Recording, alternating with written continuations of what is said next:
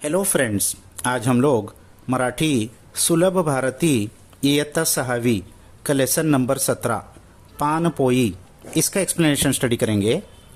पान पोई यानी पानी से भरा हुआ मटका, जो गर्मी के मौसम में रखा जाता है ट्रैवलर लोग के लिए। तो पहले स्टैंजा में कवि कहते हैं, उन्हात घामे जुनी अंगाची होती या लाही लाही। ऊन यानी गर्मी, गर्मी में घामे जुनी यानी बहुत पसीना आता है, और अंगाची जिस्म की बॉडी की हो जाती है लाही लाही। लाही लाही यानी गरम, जलता है जिस्म, बर्निंग हीट। सूर्य किरणांसी लागती उष्ण गरम झड़ाई, और सूरज की किरणों की लगती है उष्ण गरम यानी बहुत ज़्यादा गरम झड़ाई। झड़ाई यानी लू, हॉट हेयर, गरम हवा का झोंका लगता है जिस्म पर। आठवते दग्ध उन्हातली थंडगार सराई, तो ऐसे में याद आती, आठवने टू रिमेंबर, दग्ध उन्हातली यानी बहुत ज़्यादा गर्मी में थंडगार सराई, ठंडी ठंडी पानी की सराई यानी पानी का मटका। वटवृक्षाच्या सावलीत थाटलेली पान पोई, वटवृक्ष यानी बैनियन ट्री के नीचे उसके सावली में, उसके शेड में थाटलेली यानी सजा कर रखी हुई पान पोई यानी पानी का बहुत बड़ा अर्थन पॉट, ये रखते हैं गांव में ज़्यादा करके गर्मी में पानी पीने के लिए लोगों के।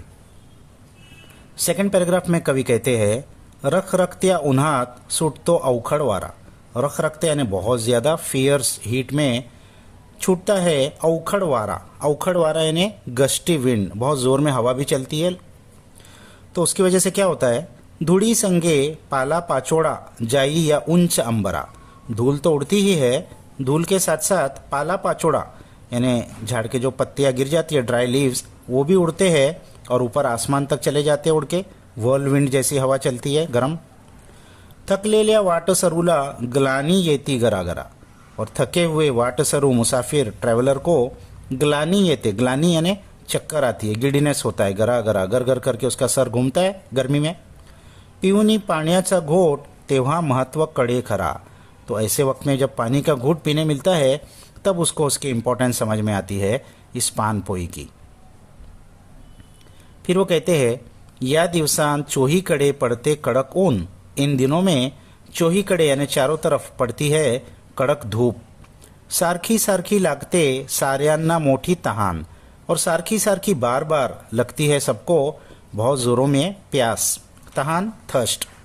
पिण्यास ठेवतात पाण्याने भरलेले रंजन, तो ऐसे वक्त में जो अच्छे लोग होते हैं वो पीने के लिए रखते हैं पानी से भरा हुआ रांजन। रांजन यानी अर्दन पॉट, मिट्टी का बहुत बड़ा घड़ा। रंक असो व राव, हे पानी पीतात सारे जन। रंक यानी गरीब और राव यानी अमीर, गरीब हो या अमीर सारे ही जन ये पानी पीते हैं, सबको फायदा मिलता है। फिर लास्ट स्टैंजा में वो कहते हैं, झाकलेला लाल कपड़ा गार पानी रंजनात, उसको ढाका हुआ है लाल कपड़े से, पिक्चर में आपको दिखा होगा लाल कपड़े से उसको ढकते हैं, और गार पानी ठंडा पानी होता है उस रांजन में, उस मटके में। भरपेट पानी पीऊनी तृप्त वाटते मनात, तो भरपेट इसमें का पानी पीकर तृप्त यानी सेटिस्फाइड हो जाता है सबका मन।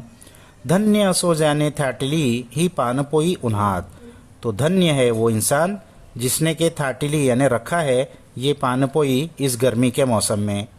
पीऊन या पानी दुआ देती सारे त्या सज्जनास, तो पीकर पानी दुआ देते हैं यानी ब्लेसिंग देते हैं उसको ऐसे सज्जन इंसान को सारे ही जन। सज्जन यानी नेक इंसान, अच्छा इंसान, जिसने दूसरों के बारे में सोचकर ये गर्मी में उनको धूप से बचाने के लिए पानपोई रखा है। तो अय्यूब पठान लोहगांवकर की ये कविता थी। इससे हमको क्या मिलता है सबक, कि दूसरों के लिए हमको सोचना चाहिए, दूसरों के लिए हमको कुछ ना कुछ करना चाहिए। तो इसके क्वेश्चन आंसर्स हमने पहले ही दे चुके हैं।